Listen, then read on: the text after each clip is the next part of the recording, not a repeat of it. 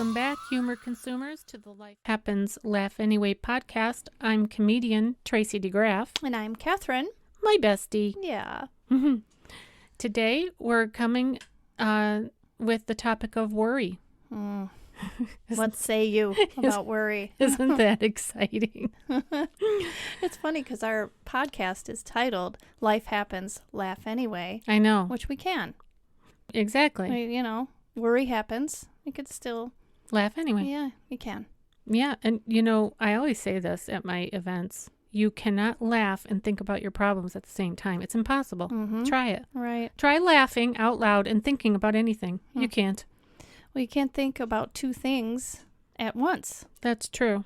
According to this book we're going to talk about. Yeah. Well, this is episode number 19. So we're very excited that we've stuck with it 19 times. Right. Let's see if we get to 20. Today we have 3 defined takeaways. We hope there are more takeaways than this, but these are the 3 takeaways if you stick with us all the way to the end, which is the whole design of a podcast. Right. So hang in there with us. Yeah, stay with us. Right. We're going to define worry. That's takeaway number 1. Okay. We're going to define it. And then we're going to share some worry remedies. Right. How to fix it. So what is it? How do you fix it? And then finally, we're going to kind of give a little overview of the classic book by Dale Carnegie, How to Stop Worrying and Start Living. Definitely, he's a legend. He is. In the self-help genre. Right. He's kind of like a founding father. Right. I think. I mean, I don't know That's if they... what I found. Yeah, I don't know if they had self-help books before there was really publishing. You know, like did scribes write things down? You know, help yourself. I don't know. I think they probably got tired of that. But and by the end of this podcast, it is our hope, right, that this listening to us for the next whatever it is, usually it's about 45 minutes to an hour. Right. By the end of this hour or less, our hope is that you'll have one thing pulled out of it. Yeah. At least one thing. Yeah, just one. Yeah. Just one. Maybe more. Maybe more, but even if you just have one thing. That's a win. Yeah, and you can put it into practice today. Right. So, okay. All right, so clear your schedule. Hang with us for at least an hour and see what happens. What does God have in store? And, of course, we're going to share some spiritual inspiration with you as we get toward the end. And we cannot go on without talking about our faithful sponsors, Muffin and Pooh. Oh, that's right. Yeah. What would you like to say to Muffin and Pooh today, Catherine? Thank you. Yes, thank you. And keep it up. You're right. Get out there and work. Right. Gosh, that's so funny. You know, you know this because you're my bestie, but my husband is now 55 and he can officially retire if he wants to. But he can't. I mean, he could, but he can't because, you know, we're not, like, I don't work. So nobody pays me to do things. Yeah. Somebody's got to do the work. Somebody, yes. Yeah. I love So, that. yeah. So little- keep it up, Muffin and Pooh. Right. Because we're dependent on you for things like food. Right. All right. And this. Right. All right, Kat. Well, let's dive right in and let's define worry. What did you find? Well, first of all, I want to say where I'm getting this from. Okay. So I have this book. It's written by Dr. Linda Mintle. Hopefully I'm saying that right. And the name of her book is called Letting Go of Worry. And God's Plan for Finding Peace and Contentment. And I actually took her workshop at this big conference. I think it was in 2011. And she had just written this book. And she herself had struggled with worry. And then she learned how to manage her worry. And she even taught her clients how to manage worry. And then she realized it's not the right thing to do. Really? Yeah. So... Well, wait. Why? Why wasn't it the right thing to do? Because you shouldn't, we naturally adapt. We naturally manage our worry. Whereas really we should be learning how to, we can't eliminate it completely, but we need to learn how to not worry. Just not worry. So that there's a difference between managing it and learning how to kind of eliminate it and just be concerned and move on. Okay. Problem solve, kind of like what Dale Carnegie teaches. So the picture that comes into my mind, and correct me if I'm wrong, because we do different research as we come to the table, and then we just have a discussion. So what I'm picturing, this just comes into my brain, is a dandelion in the grass. And or any kind of a weed in the grass, and if you just pull it off, like to remove the head of it, the weed is still there, but you're constantly going back, pulling it off, because it's going to keep on sprouting up. Yeah. So it sounds like this author, at least I hope anyway, that her ultimate goal of writing the book is not just to have you pulling dandelion heads all day long. Get to the root. Get to the root. Yeah. What's causing the worry, and deal with that. So you're dealing with the true cause rather than the symptoms. Right. Oh, right. I got something. Yeah, this is such a good book. I would highly recommend it. And of course, Dale Carnegie's book as well. But if you're really struggling with worry and anxiety, I would definitely recommend this book as well. Well, and just for our listeners, no extra charge. We will put a link to the book, both books, in the show notes. We get nothing out of that, just so you know. It's not like we're trying to sell books, but we're trying to solve problems. And so we'll put that in the show notes. Exactly. Okay, remind me so I don't forget. Okay. All right. Okay, so the definition of worry. All right. I'm trying to read and be right in front of the microphone, so this is tricky. You're doing a great job. I got to take my glasses off. I should take a picture of you doing this. Okay. So what is worry? The word worry is related to the ancient German word Wurgen. Wurgen? Wurgen. And I hope that's how you say it. I can't imagine that it would be Wurgen, but anyway. We'll have to ask Luke. He speaks German. Oh, yes. Do ask him. All right. Wurgen, my son. Wurgen. Luke. Okay, go ahead. I bet you it's actually Wurgen. Oh, probably, because they trip you up that way. Yeah, they do. To trick you. Tricky Germans. Right. So it means to strangle. So. Oh. Now, isn't that a pleasant thought? Yeah. Yeah, no. Well, it's apropos, as they say. Yes. Also known as appropriate. Okay, go ahead. Yeah, so, and then in Webster's 1828 dictionary, it defines worry as to disturb, to tease, to harass, and to weary. So there's nothing positive coming from the word worry. So to the worrier, the future is perceived as potentially negative, which creates feelings of anxiety. So that's kind of like the bottom line of worry. So I'm just summarizing. Thinking of the future brings negativity. That's kind of like the summary of worry. Exactly. You think about the future with negativity. That's right. Okay. So pessimism instead of optimism. Yeah. Okay. Right. That's right. All right. Well, we got it defined. We have it defined. And then in this book, I wanted to point out, too, that she makes some really good points about worry, which we said we would go over. So I'm flipping to the page. And one of the things that she says is that she asks the question, is it a byproduct of life's uncertainty?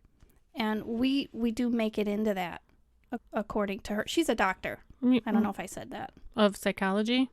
Yeah. Okay. Or psychiatry. In that realm. Yeah, right. I think she can prescribe medicine. From the neck up. She's on the neck up instead of the neck down. That's right. Okay. All right.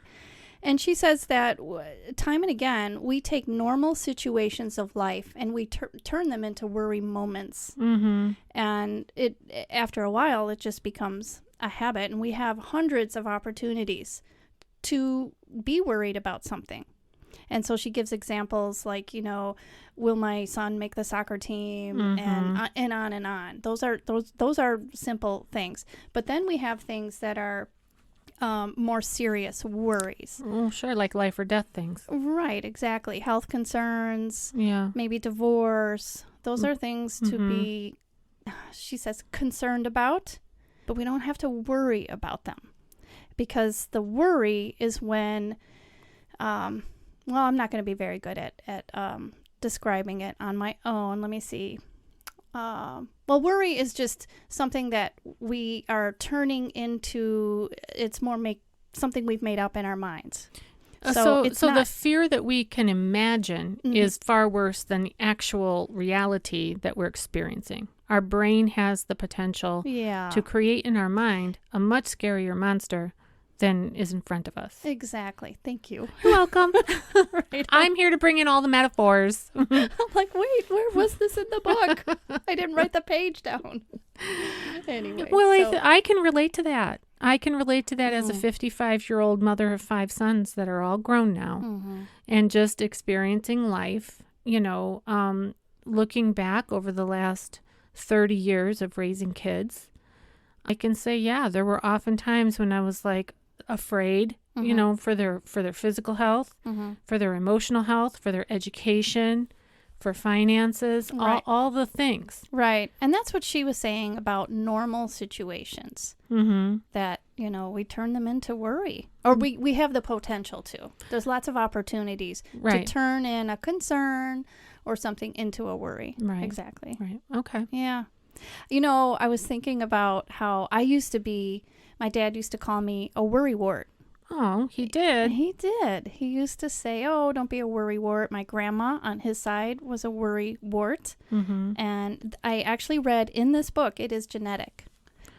It can be genetic. I can understand that. And so there lies the big question about psychiatry and psychology. Is it environmental or is it genetic or is it both?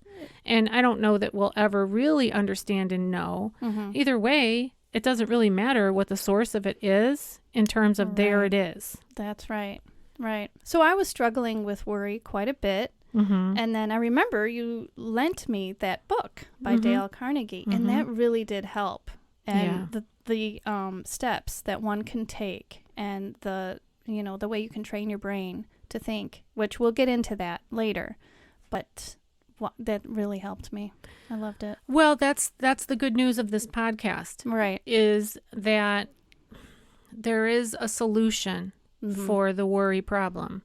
And I guess on the spectrum of things, in terms of like the degree or the level to which you're worrying about something, as you pointed out, there's a difference between being just concerned and being worried. Right. And then it can lead into an anxiety. Right. And then you can actually have like anxiety attacks, which I had 2 of them. Oh, you did? Yeah. Not over, it was the craziest thing. It wasn't over finances or kids or something like that. It was claustrophobia.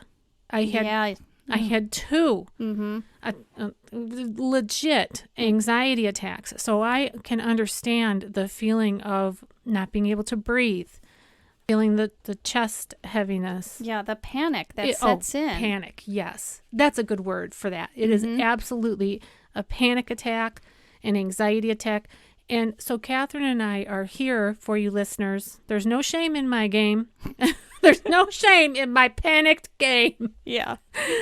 I legit have had that problem, and there are solutions out there. There are solutions out there. So we're here to try and bring some solutions, some ease, some soothing salve is what I'm looking for, that word. Oh, very nice. A little salve for your owie. Yeah. Butter. Put some butter on your burn. Remember that on Saturday Night Live? Put butter on it. Put butter on it. Well, that's because that's what every mother ever said. You did something and they just said, put butter on it. Like, that's so great. I don't remember my mom ever saying that, but I know many did. My grandma did. Did she? Yeah. Put some butter on it. Butter solves everything. Well, it does. I'd put it in my mouth. I'd be like, I'm happy. Yes. Fry it up, whatever. Yeah. But this doctor, we're moving on. Okay. And she says there's a great difference. Or actually, she takes this quote from Harold Stevens. And he says there's a great difference between worry and concern. A worried person sees a problem, and a concerned person solves a problem. Wait. Beep, beep, beep. Back it up. Say it one more time. There is a great difference between worry and concern. A worried person sees a problem. Sees the problem. Yeah. Does nothing, basically, is what that means. So A concerned person solves a problem. So, and the only difference between the two is where your focus is. Yeah. And where your action is, really, too. Well, if you've got your mindset focused on the problem Mm-hmm. and not the solution, Mm-hmm. then that's worry. So you're saying you only see the problem. You see the problem. You're focused on the problem. You're meditating on the problem. You're putting it over and over in your mind, and you're just hyper about the problem. Yeah. So in worry, you kind of circle the problem. Yeah. You just circle But around it. you don't look at what the solutions could be. Right. And concern, you solve the problem. Mm-hmm. Worry brings inaction. Concern brings action. Worry feels out of control. Concern takes control where possible. Worry distracts from the problem, and concern focuses on the problem. I love it. Yeah.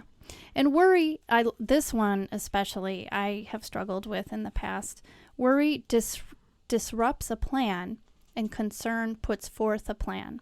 And I can't remember where I read this, but I read it while doing this research, that some people who struggle with worry struggle with procrastination. Oh, yeah. And I know I do that. So Okay, so again, correct me if I'm wrong, because I'm just trying to react and respond to what you're saying and what's coming into my brain, and so it could be wrong. But what I'm hearing you say is that if we're constantly focused on the problem and the pain of the problem or the disruption of the problem or whatever, then that distracts us from actually doing something about the problem. yes. Because Yes. we can't think. Exactly. You can't think clearly. Exactly. Which which brought me to why do we do it? So why do we worry like that? Why do we? Yeah, why do we, Catherine? Why do we not solve the problem? Right. Well, sometimes for some people, and I can understand this, worry makes us feel like we're doing something. It's true. It actually, you don't realize it, but it does make you feel like you're doing something. You're concerned. You're worried. You know, and also It's like a deer in the headlights. yeah. They're not moving. They're fixated on the headlights. Yeah. Yeah, right. Right? So they're not Right. going anywhere, and they're filled with fear. Yeah, And then they can't move. that's right. Sad. And it is sad. It is. Yeah, because like I said, I've been there. Anyway. And also we blindly accept worry as a normal part of being, which I said that earlier. Of just Which being is- alive. I think especially as mothers in the area of parenting, Mm-hmm. we just accept that. You know. Exactly. That's exactly the part of the problem. We just accept it, and it's easy to hang on to. That's another reason why we worry. It's just some ways it seems easier, and it kind of is easier, according to this doctor. Well, and I haven't read the book that you're holding right there, but I'm just going based on experience. Mm-hmm. In some cases, it could be that when you're focused on the worry, right, and then you have something to complain about, Yeah. and then you're a victim, Yes. and then you're getting attention from either whoever you're complaining to about. Right. Right. She does cover that she as well. does. Yeah. See, I could be one of her exhibits. Here's an example Yeah. of what not to do. Yeah. But she defines, if I remember right, like kind of defines those that are seeking sympathy and even attention in their worry state. Yeah. Yeah. There's all kinds of different, like, I guess you could say tributaries, like, you know. Well, yeah. I mean, human behavior is a thing. The Mhm. human brain is a thing. Yeah. It's like a big old frontier. Yeah, exactly. Mm-hmm. Bummer. Well, But we could do something it's about it. actually fascinating. So Yeah, we're yeah. looking at the glass half full here. Yes, we are. Yeah. So some things too I wanted to go over. Mhm. See, I went away from the microphone again because I'm looking at Oh, to get at the past book. this big old microphone. Yeah. Yeah. So We're going to replace these microphones one day. Yeah. Mhm. Okay. So what do you believe about worry? And while I flip to that page, maybe you could say what you believe about worry. Well, I've been kind of interjecting my beliefs. I mean, I believe that it's common a very common problem, Yeah. especially for mothers, because I am one, and I get it. And women in general. I mean, she says that women worry more than men. Well, I can see that for sure, because we tend to be more multitaskers. We've got a bunch of things juggling. I used to describe it like juggling flaming swords. That's what it felt like my life was for like 20 years. Yeah. Because we're just wired different.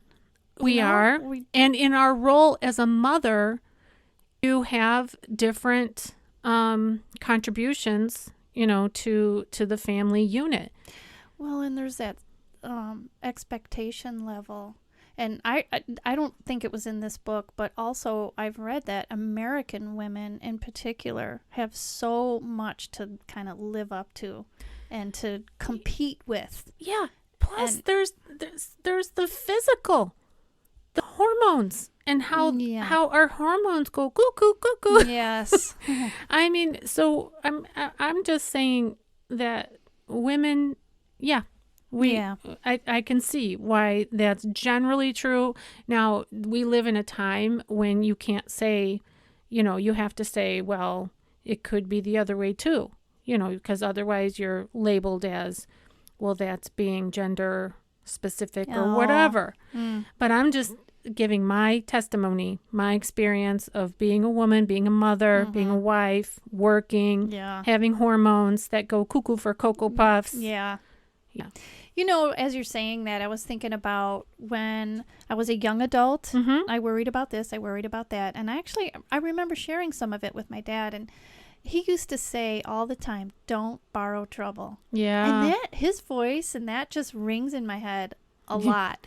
And then later in life, when we did have some things that were really not so good. And it created, first it was started as a concern, it festered and morphed into worry and anxiety. And again, my dad was saying, don't borrow trouble. You don't know. Yeah, right. You don't really know the truth of this. Right. Don't borrow trouble. Right. My dad used to say something similar, but with colorful language. Is that why you were just laughing to yourself a second ago? Yes. Because Catherine knows my dad. Yeah. And both of our dads passed away like 6 months away from each other, just in 2019 and 2020.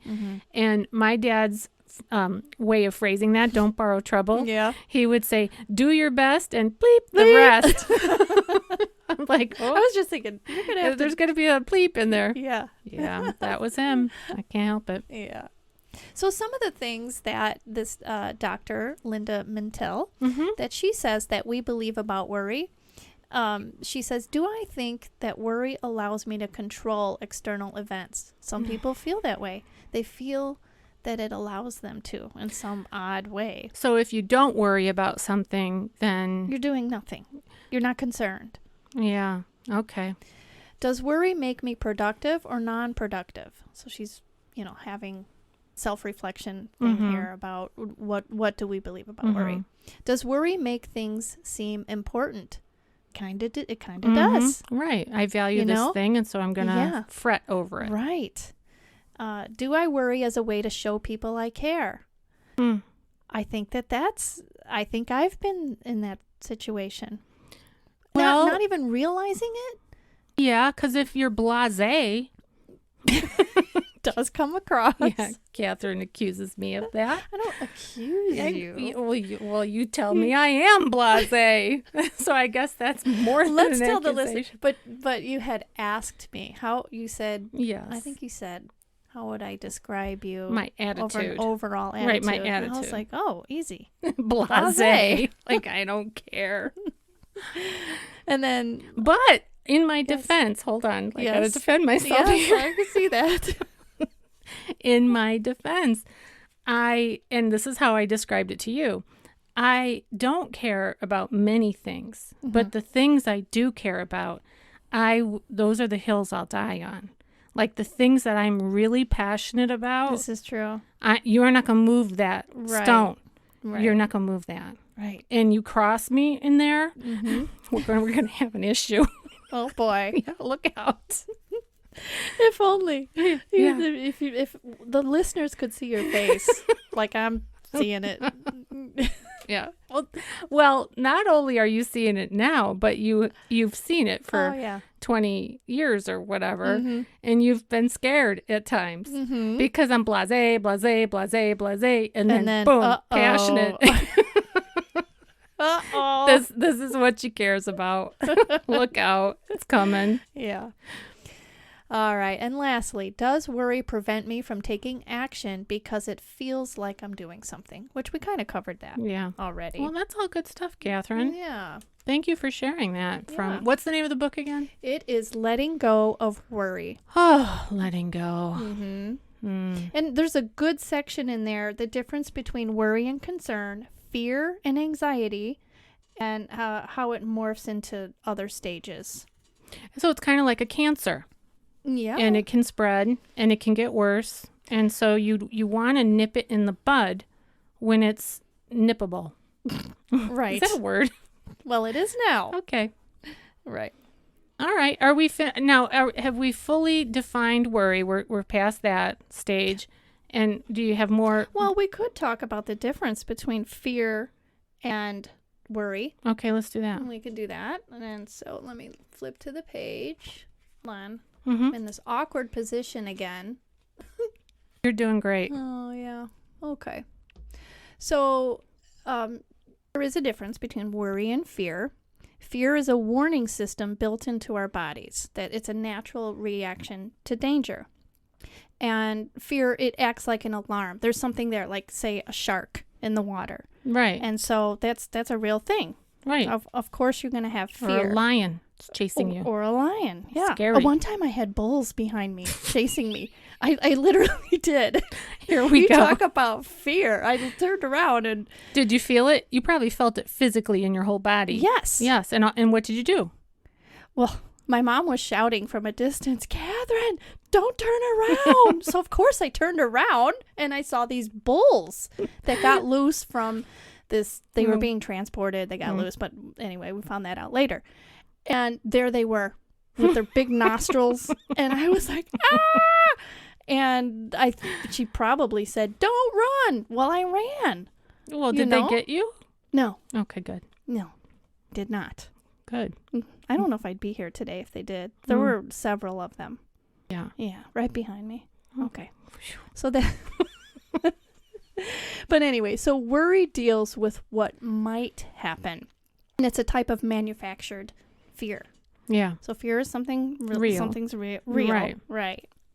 But fear is often at the heart of worry. She does say that, you know, it can start and it motivates us to, you know, like the what if cycle. Oh. What if this? What if that? Yeah, I've been on that unicycle. That's no fun. Okay. But it does, worry takes a real threat or a perceived danger, which is the fear, and turns it into a way to focus on the uncertainty of the future. So, yeah.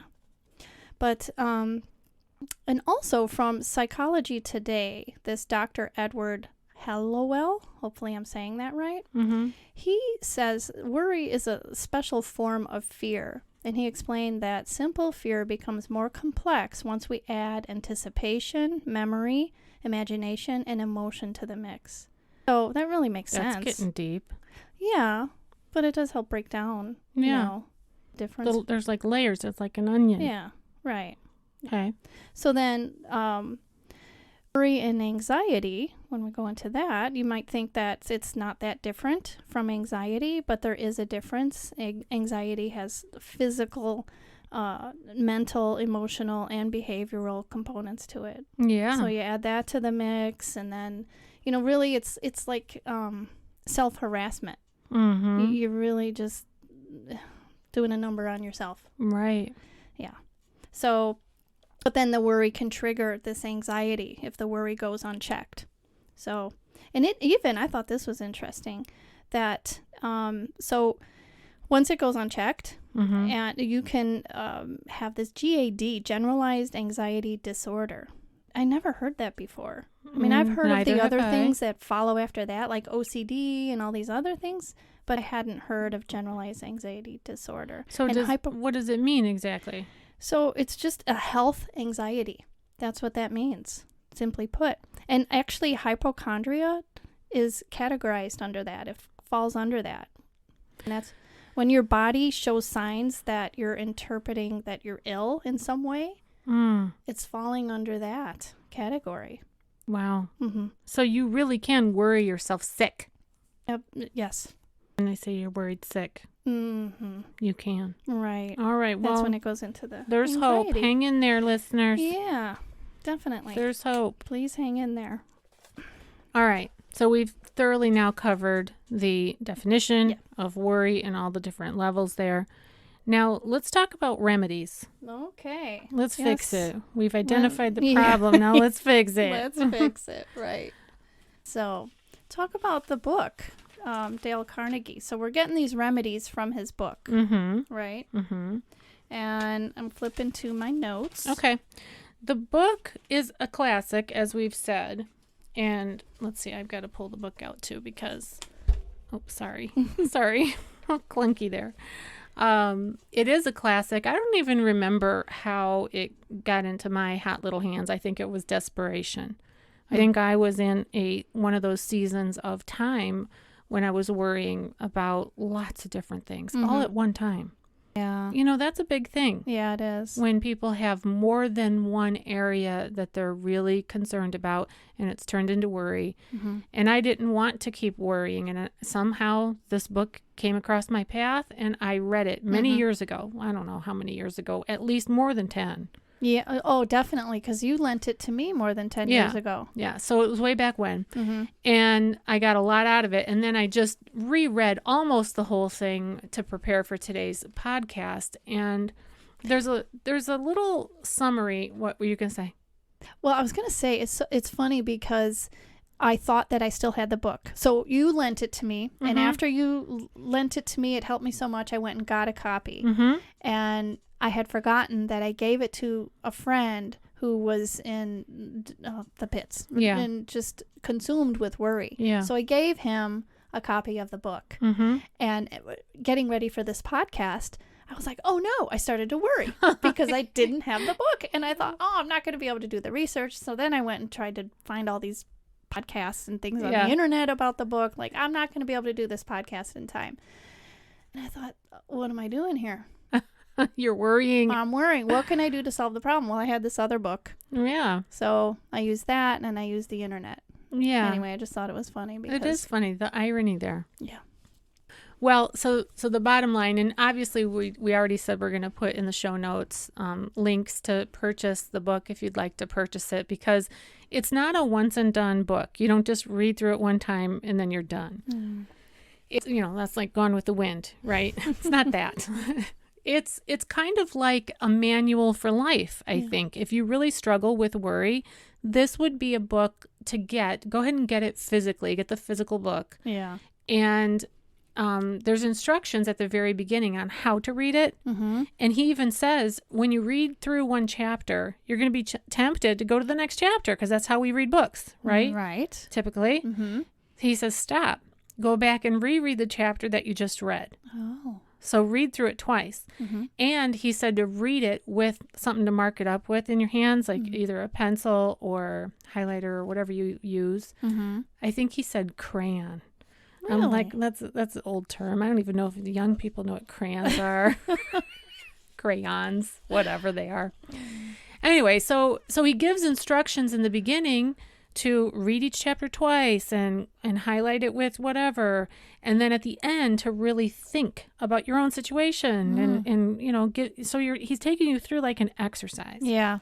And then he goes further to say you should reread it every month. I'm like, okay, if I'm reading the book, reading every chapter twice, and then this is the only book I'm going to read.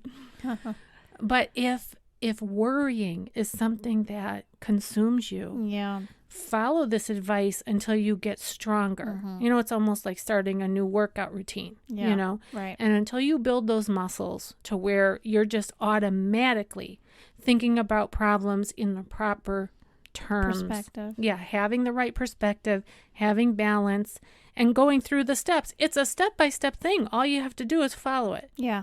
Step 1, step 2. Right. And his book wouldn't have sold so many copies if this wasn't a successful plan. It says right on the cover, it's time-tested methods for conquering worry. And if you read anything at all about Dale Carnegie, well, he was born in the 1800s. He died in the 1950s. He started out life dirt poor. Yeah, I read that. Dirt poor in Missouri. Yeah. And back then in the 1800s in Missouri, there probably were real things like buffalo and lions and things out there. Lions and tigers and bears. Oh, right.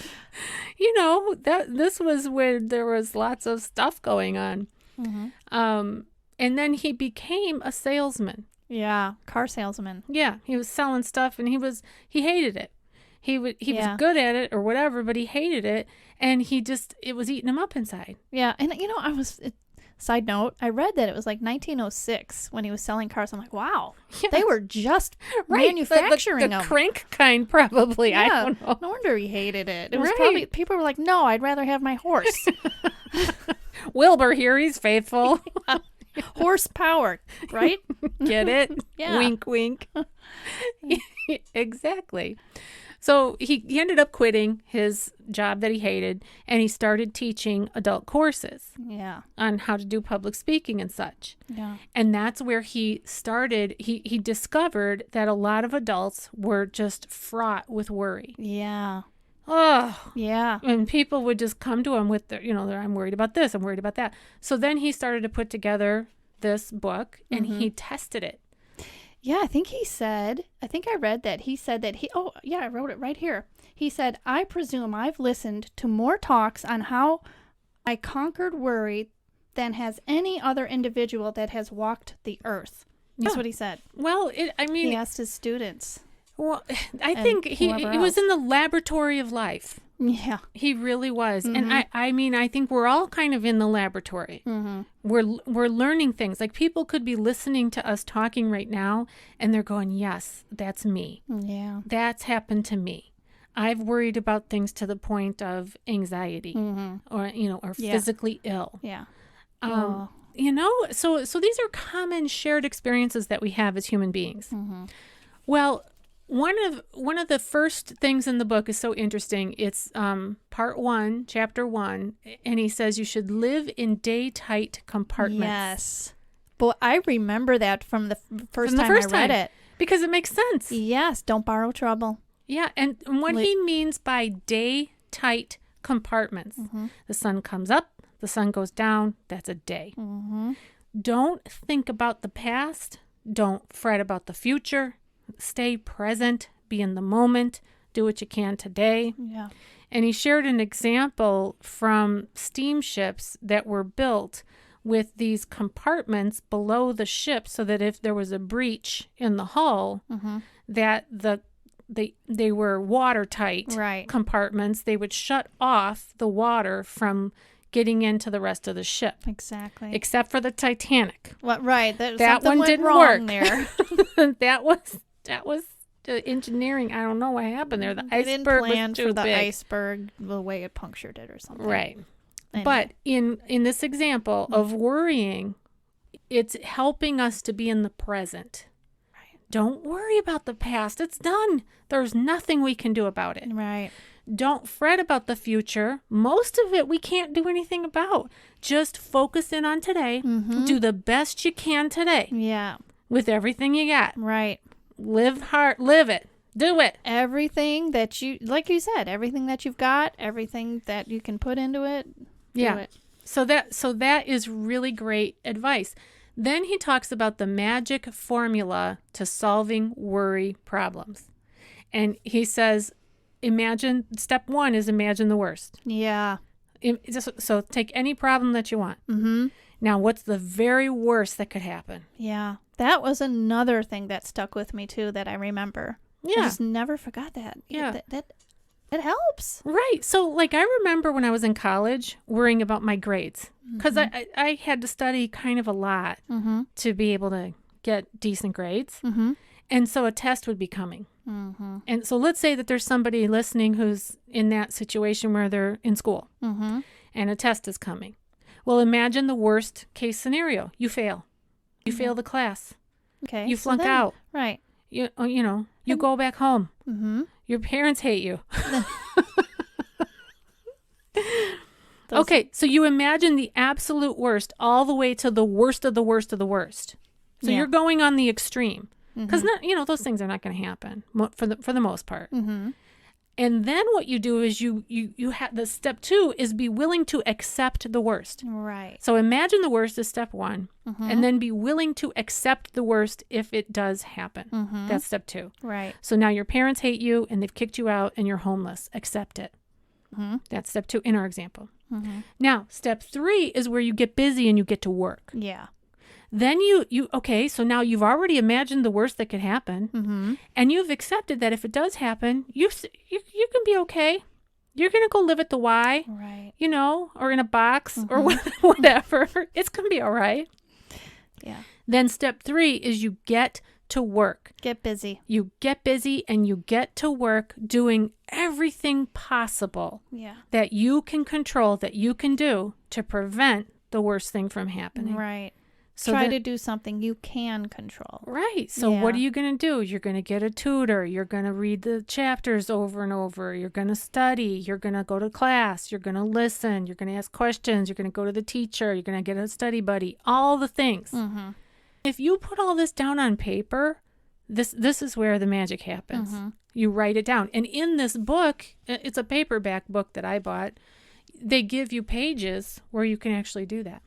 To write in them? Yeah, you can write in the book, which is awesome. And doesn't it say that 90% of the worry problem is solved just by analyzing your worry and taking those steps, writing it down, and then coming up with a plan of action? Exactly right. Yeah. One of the things I wanted to relate to that was when I was diagnosed with cancer. When I first got the diagnosis of breast cancer, I cried.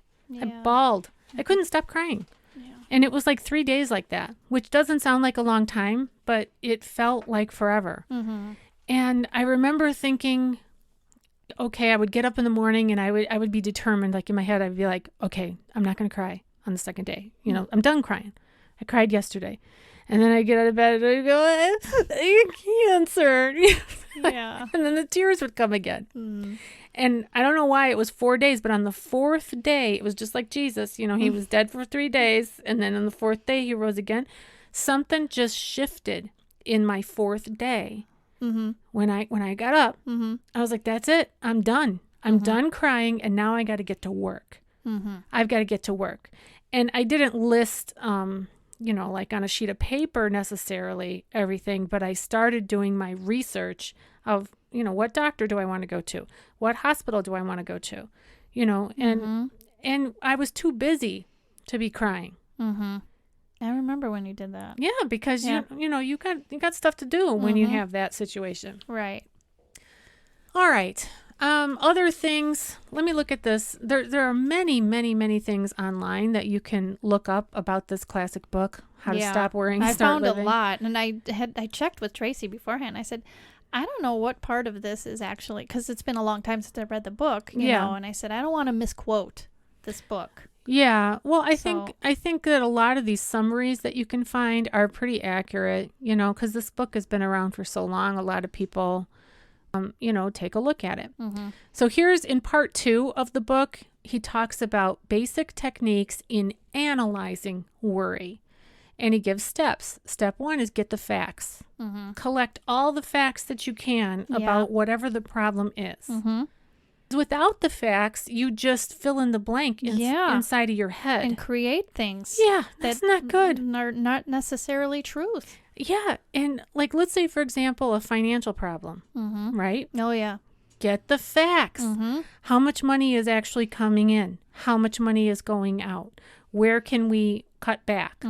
What do we have to pay this month? Yeah. What can, you know what I mean? It gives you a sense of control too, right, when you're on it. Even if you don't have any money, the fact that you are paying attention and you're not avoiding it, right, creating things in your head, right, it's such a help to just tackle it. Right. It's a perfect quote that Carnegie puts here in his book. It says, a problem well stated is a problem half solved. So get the facts, get all the things that are going on with whatever the problem is. Analyze the facts. Make a list of all of your options. When analyzing the facts, Carnegie suggests that you pretend you are reviewing the information for another person. This will help you take an impartial view. Oh. Yeah, I can get, all right. So, try to be impartial, not emotional. All right. And then step 3, arrive at a decision, then act on that decision. So, first one again is just get the facts, what's going on, analyze the facts, and then come up with a decision, which what are you going to do? Yeah. And then do it. Right. Yeah. I like that. Yeah. Another part 3 of the book is how to break the worry habit before it breaks you. In a nutshell, part 3 provides the reader with actionable advice that can help break the worry cycle. Okay. Yeah, that's all life is. It is a cycle. It is. It's just like a rut. And your wagon wheel gets in that rut, and now that's the direction you're going. Right. So he gives a bunch of tips, and then he talks about a stop loss order, which I'm not familiar with those financial terms. It's something to do with the stock market. Yeah. And when you put in a stop loss order, it's kind of like you tell your broker, that's it. If the stock comes down to this price, that's it. I'm out. Don't let it go any lower. Sell. Stop. Okay. So the advice that Carnegie gives is to do that with your things that you're worrying about.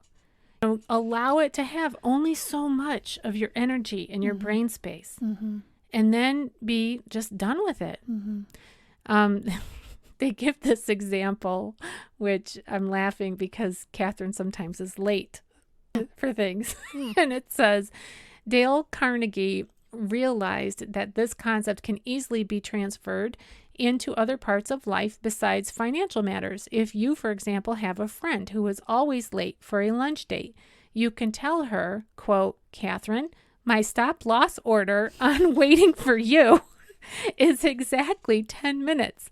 If you are not here by then I'll be out of here, end quote. It doesn't say Catherine. I inserted that. Well, thank you for clarifying that.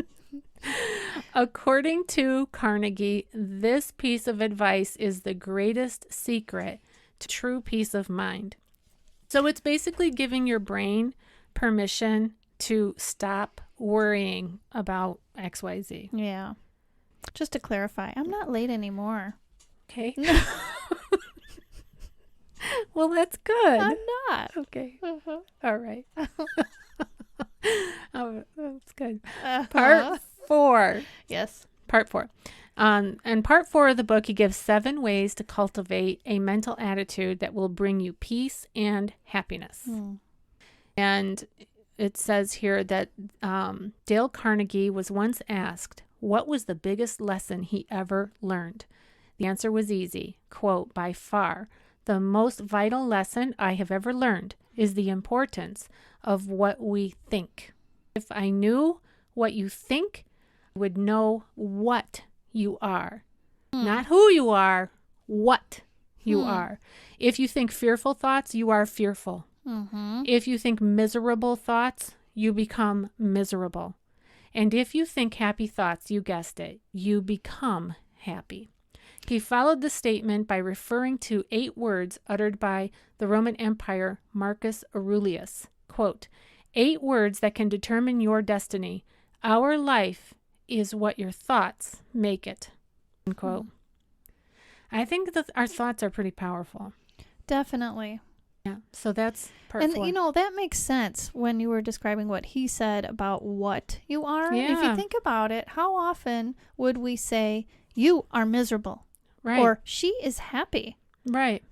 She is a worrier. Right. Is equals what you are, actually. Well, and I think that it's better that it's what instead of who, because you can change a what, but you can't change a who. Who you are is created by Almighty God. Who you are is saved by the blood of Jesus. Who you are is created with a purpose, for love, for joy, for abundance. That's who you are. What you are is, it's really up to you, really, and what you think about and what you do. And I mean, that's the way I'm interpreting it. I'm sure that there's room for improvement on my analysis, but all right, let's move to part 5, the perfect way to conquer worry. As mentioned earlier, Dale Carnegie was born and brought up on a Missouri farm. His family was poor and times were tough. As a religious family, they often turned to God for mental strength through prayer. In this chapter, Carnegie recommends that the readers try praying in order to ease their worries.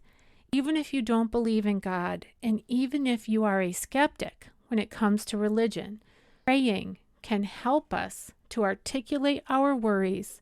It provides a sense of not being alone in the world. It gives the needed energy to take action. Yeah, that was part 5 of the book, The Perfect Way to Conquer Worry. And as our listeners, if you're a regular listener, as you may know, Catherine and I are women of faith, and that's why we're doing this podcast, is to bring a topic of information in an entertaining way, followed by spiritual inspiration.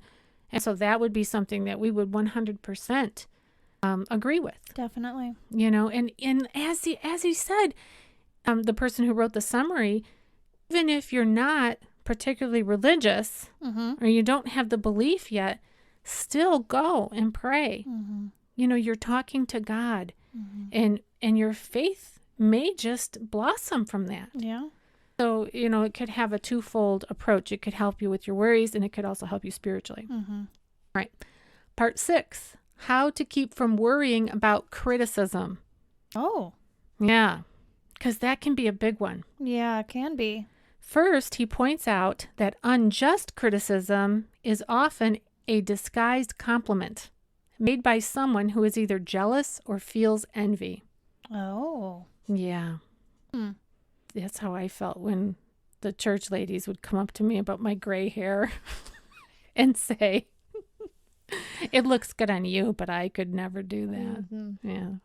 Backhanded compliment. Right. Okay, back to the book. Then he reminds us to always do the best we can. And by knowing we have done so, we can let all criticism fly right by. That's so true. Without taking notice of it. Yeah. With that said, remember to ask for constructive criticism, as this will help you grow. The metaphor that they use in the book is the symbol of an umbrella. Okay. So when someone is criticizing you, put the umbrella up in your mind. Okay. And let the criticism just roll off your umbrella. Oh. Don't let it go. Don't let it go to heart. Don't let it saturate you. No. Very good. Yeah.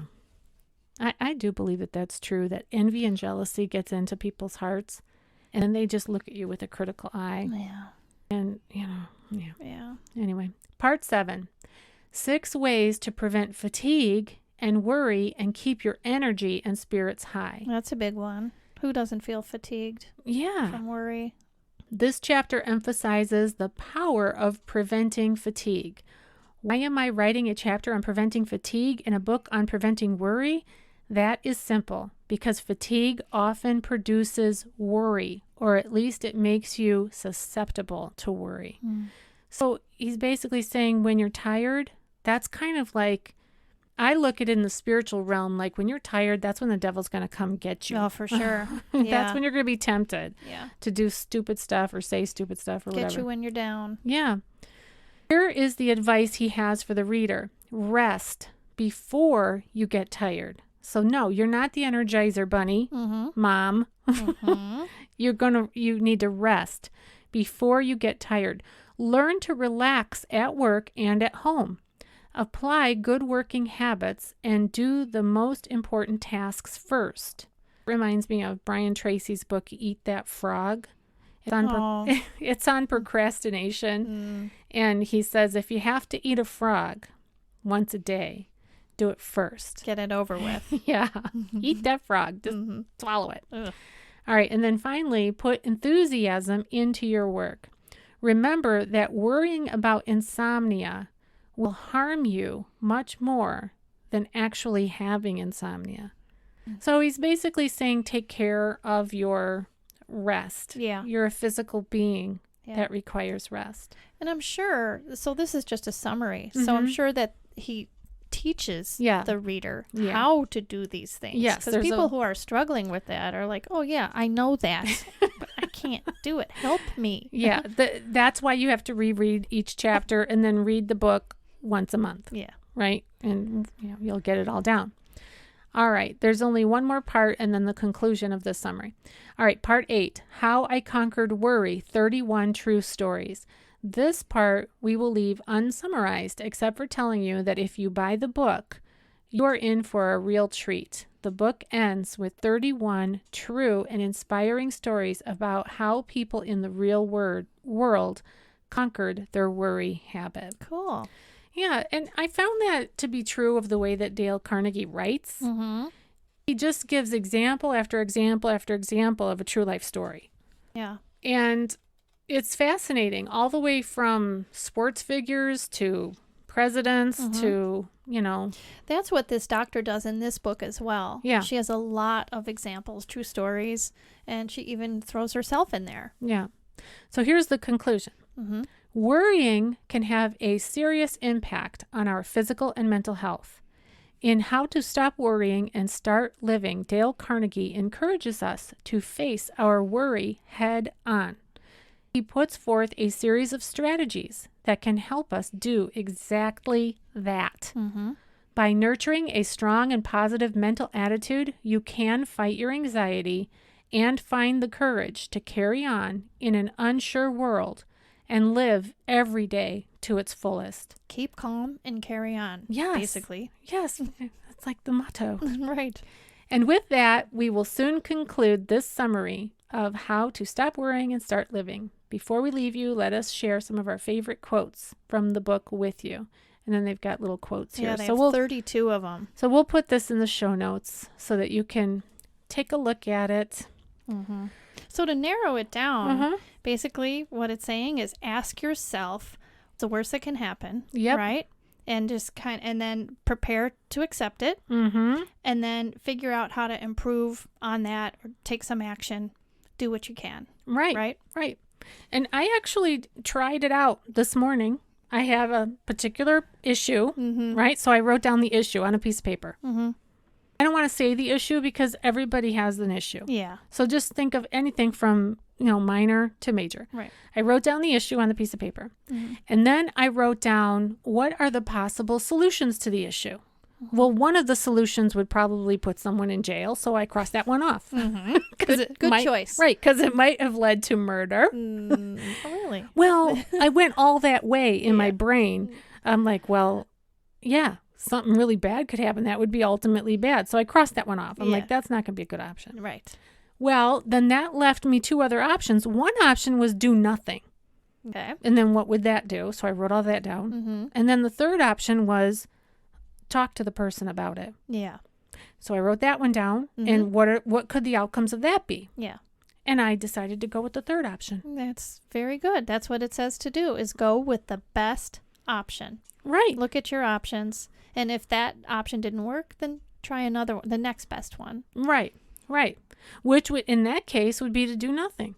Yeah. Because it's really, I think writing it down gets it out of your head, for one thing. Well, you feel like you're doing something because you are doing something. You are. And it's way better than just worrying about it. Yes.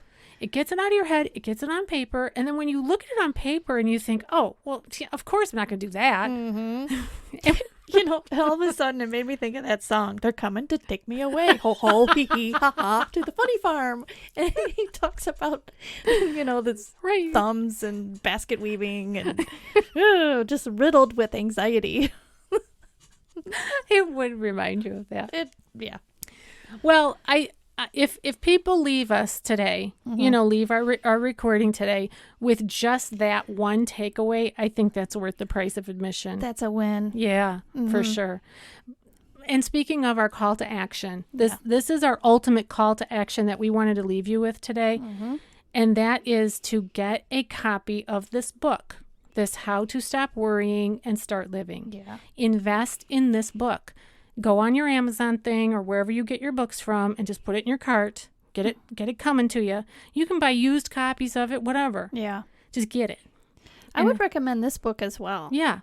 Get both books. Yeah. Letting Go of Worry by Dr. Linda Mintle. Yeah. And Not mental. Mintle. That's funny that that's her name. All right, let's share with our audience the scripture from Philippians. Mm-hmm. All right, it's Philippians chapter 4, verses 6 and 7. And it says this: do not be anxious about anything. In some translations, it says do not worry about anything. But in every situation, by prayer and petition, with thanksgiving, present your requests to God, and the peace of God, which transcends all understanding, will guard your hearts and your minds in Christ Jesus. I love that. I do too. Also, I just want to add that at the back of this book, Letting Go of Worry, this doctor she's a Christian, and she has a ton of scriptures about worry. She has some Psalms. She has in Matthew, what Jesus said about worry. And so there's a lot in the back of the book. I think that's great. Yeah. Well, I feel better. Yeah. I hope that the listeners do too. I think that how could they not?